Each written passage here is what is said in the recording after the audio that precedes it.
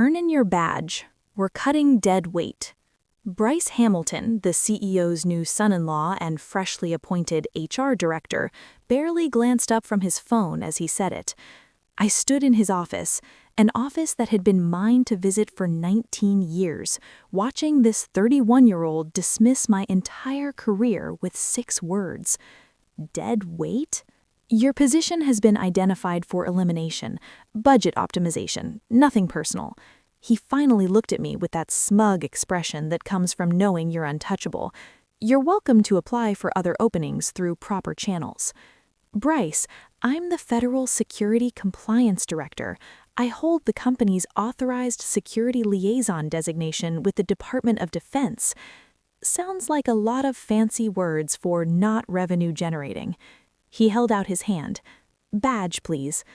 I should have explained, should have detailed what authorized security liaison actually meant, should have listed the 27 federal contracts that required my specific certification to maintain.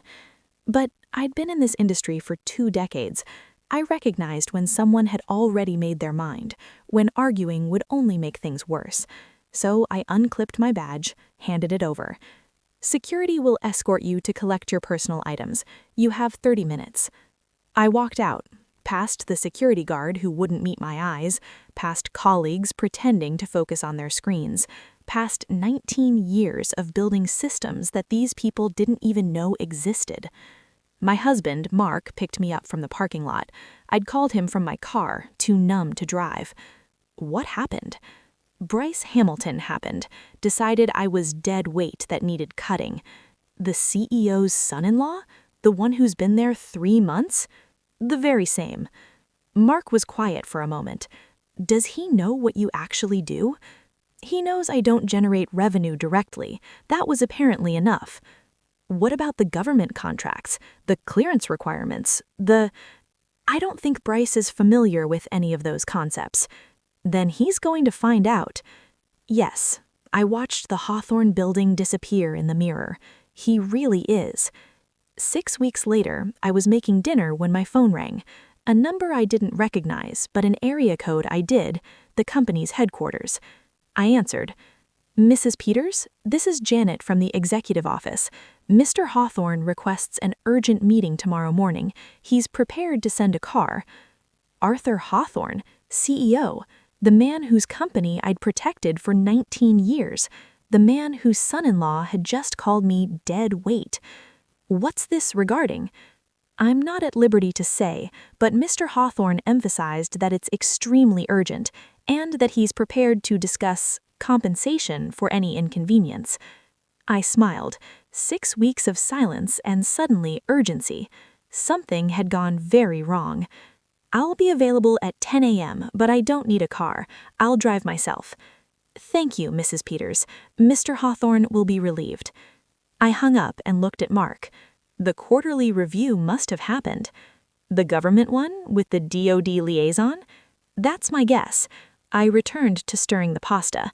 Sounds like Bryce just learned what dead weight actually carries.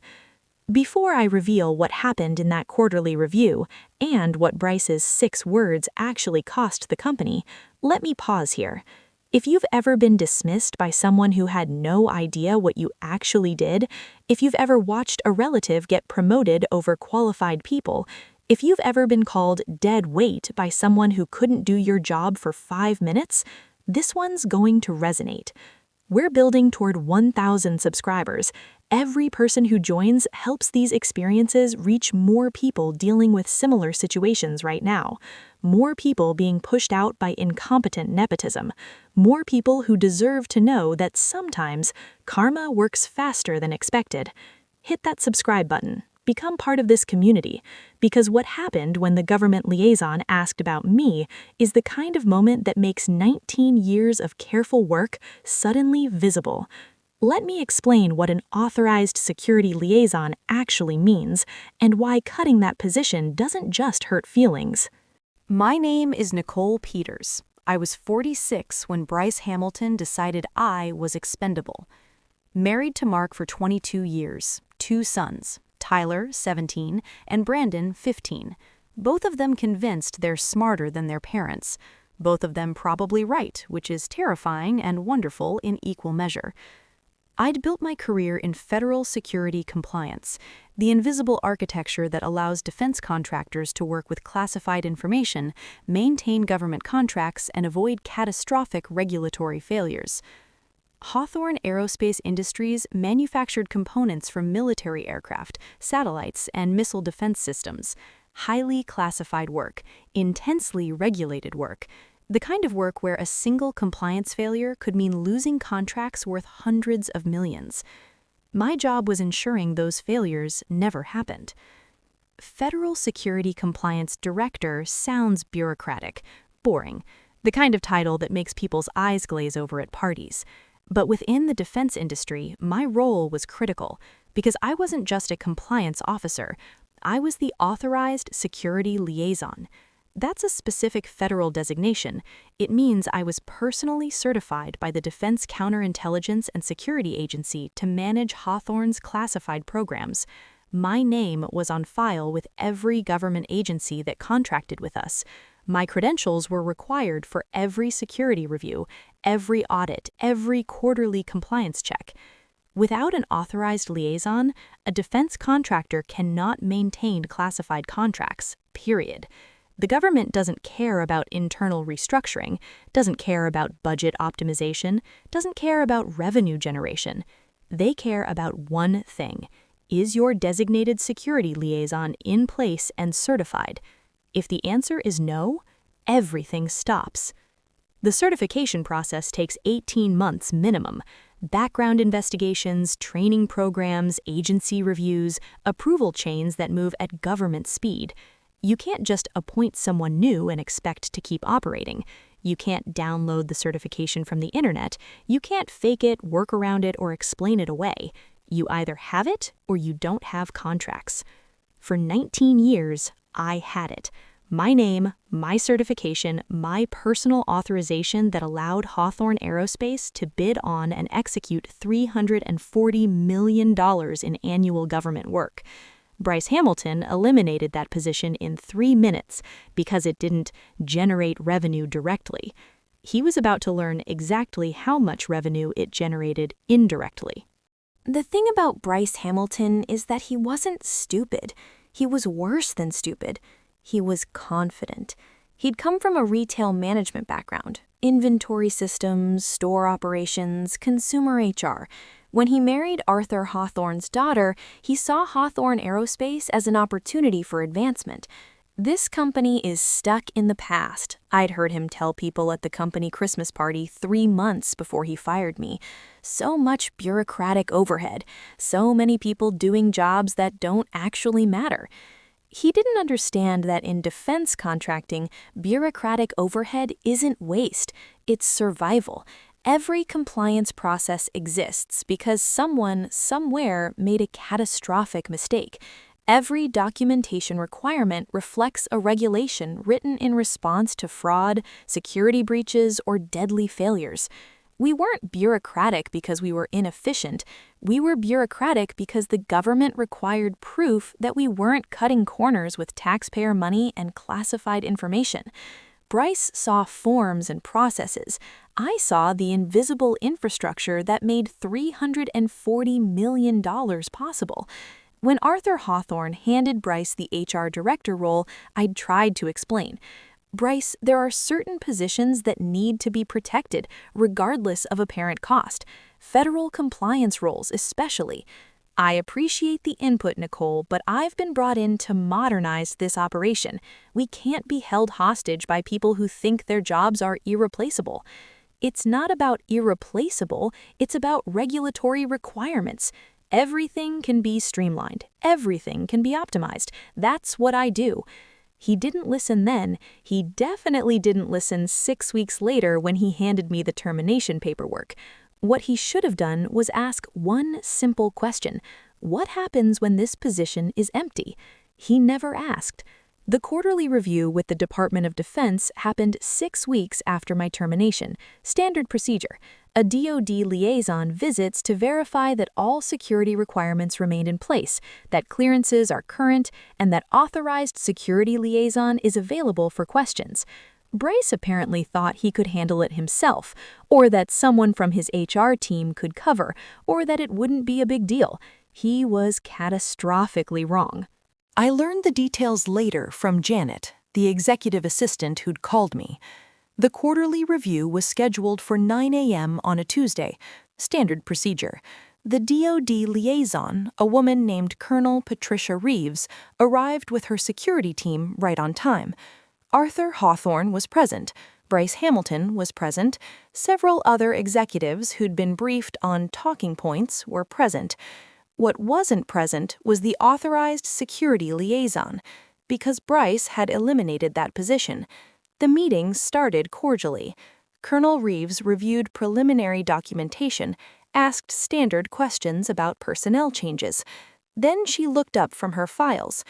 "Where's your authorized security liaison? I need to verify credentials before we proceed." Silence.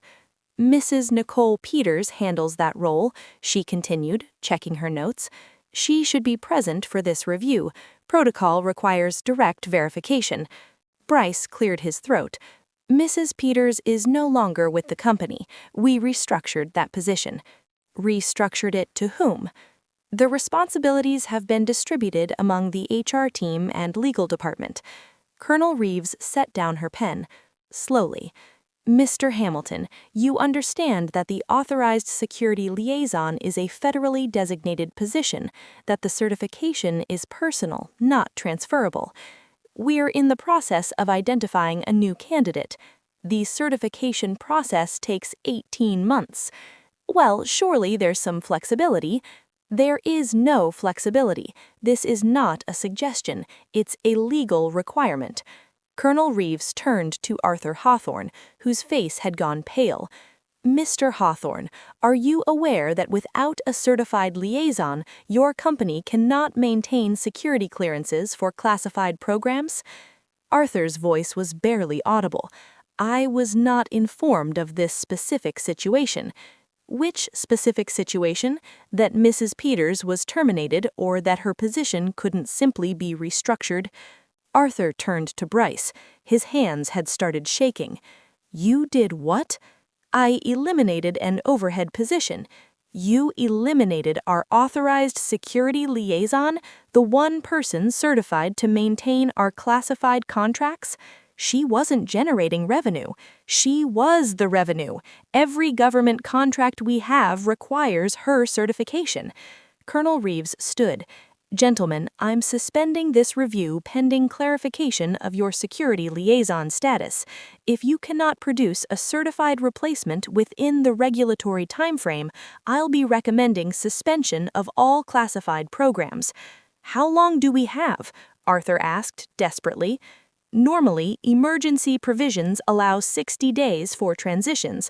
However, given that this appears to be a voluntary termination rather than death or incapacitation, you may face immediate suspension." She gathered her files. "I suggest you contact Mrs. Peters urgently, and I suggest you reconsider your HR decisions." She walked out. The room remained silent. Then Arthur Hawthorne turned to his son-in-law with an expression that Janet described as murderous calm. "You cut the one person we couldn't cut. You eliminated the position that holds this company together. You called her dead weight." "I didn't know." "Because you didn't ask, because you didn't listen, because you were too confident to learn before you destroyed." Arthur's hands were still shaking as he picked up his phone. "Janet, I need you to contact Nicole Peters immediately. Tell her I'll do whatever it takes to bring her back."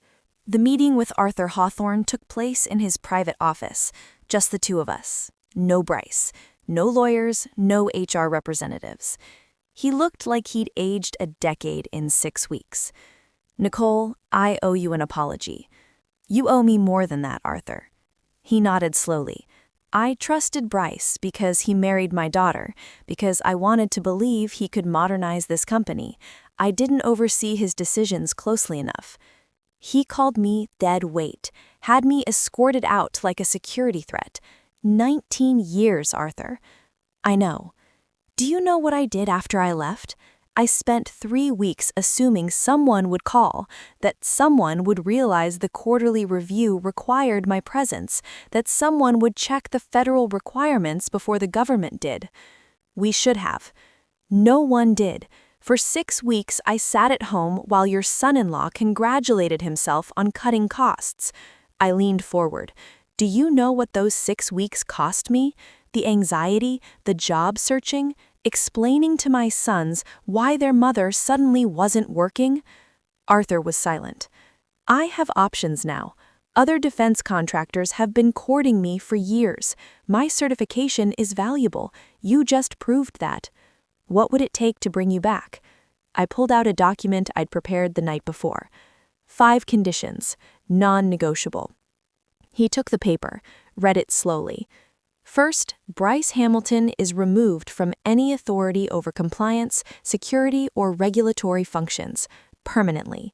I don't report to him, consult him, or acknowledge his input on anything I do. Arthur nodded. Second, my salary increases by 40%. You've demonstrated exactly how valuable my position is. The compensation should reflect that. Reasonable. Third, I receive a formal written apology from Bryce Hamilton, acknowledging that my termination was an error. That apology is filed with HR permanently and referenced in any future review of his decisions. Arthur's jaw tightened, but he nodded again. Fourth, I receive a retention bonus of $200,000 payable immediately, insurance against any future attempts to eliminate my position.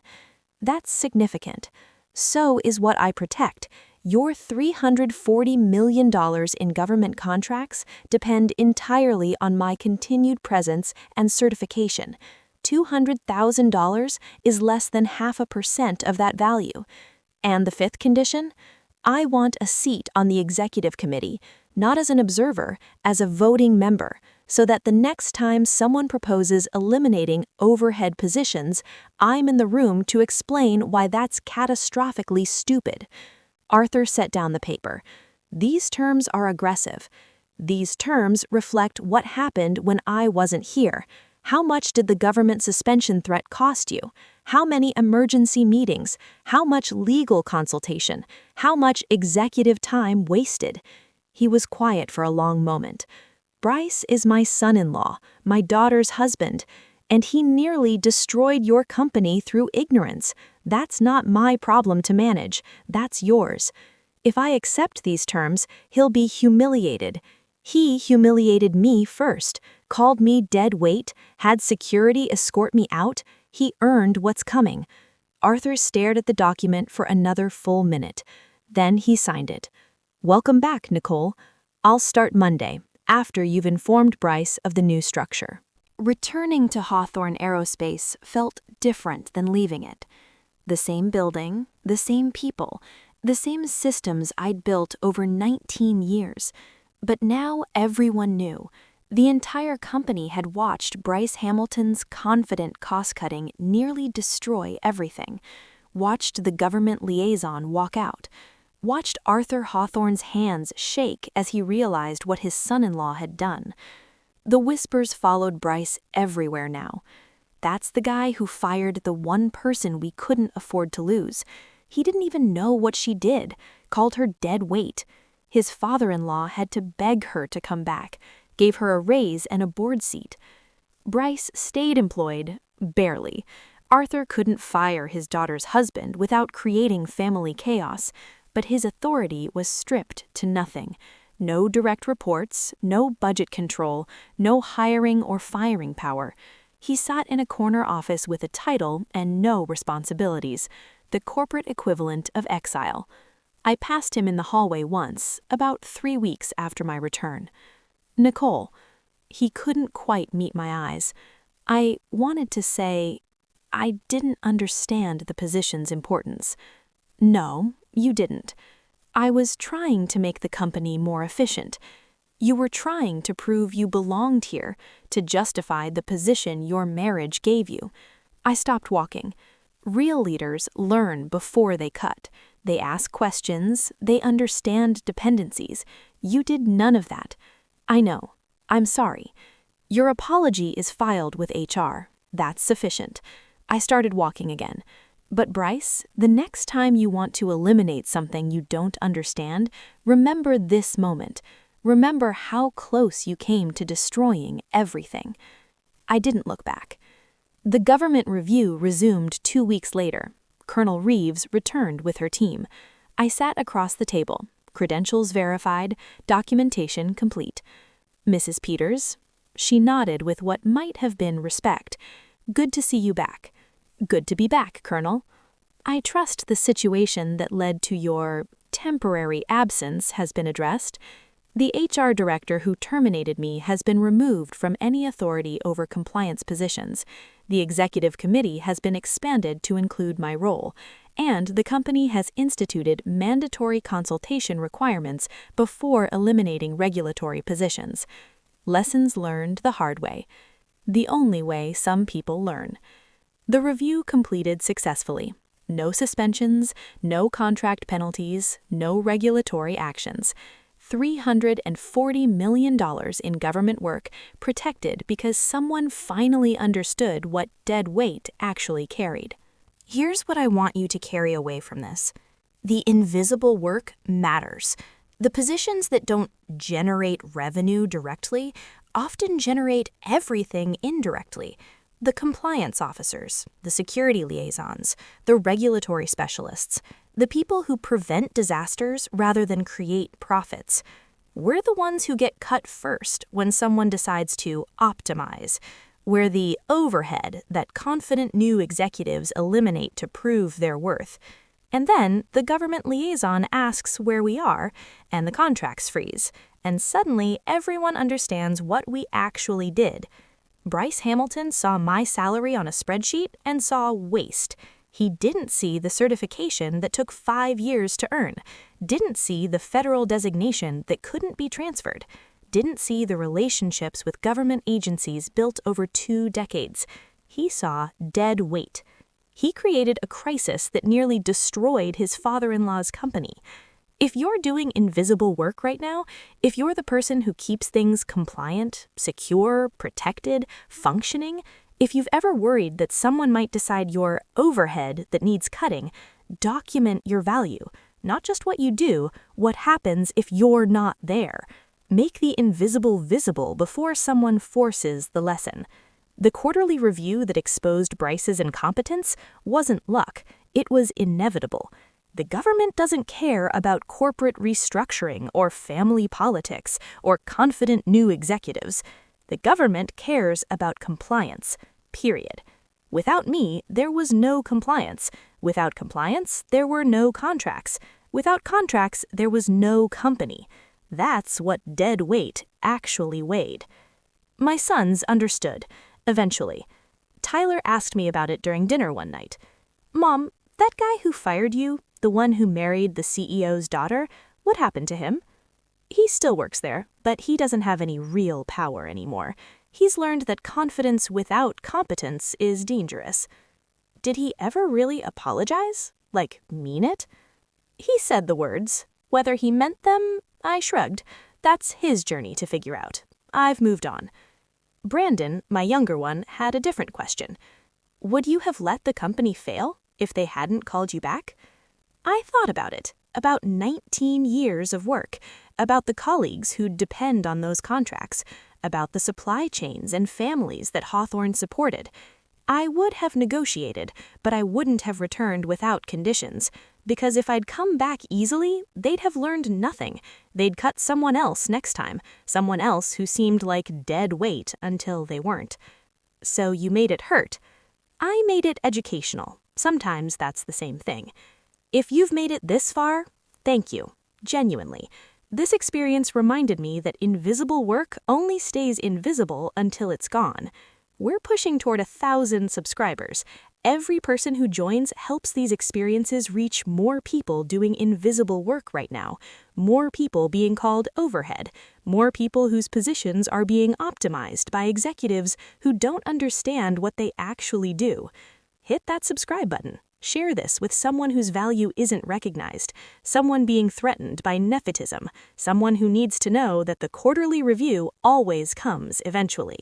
Tell them about the government liaison. Tell them about Arthur's shaking hands. Tell them about the 6 words that nearly destroyed a $340 million operation. Drop a comment with your experience, the invisible work you do, the time someone called you unnecessary until suddenly you weren't, the lesson someone learned about your actual value. I read every single one, usually in the corner office I never thought I'd occupy, grateful for the government review that made everything clear. You're not alone in doing work that matters more than anyone admits. We're building something real here. Thanks for watching. See you in the next one. And remember, when someone calls you dead weight, make sure they learn exactly what you were carrying. The quarterly review will teach them what they should have already known.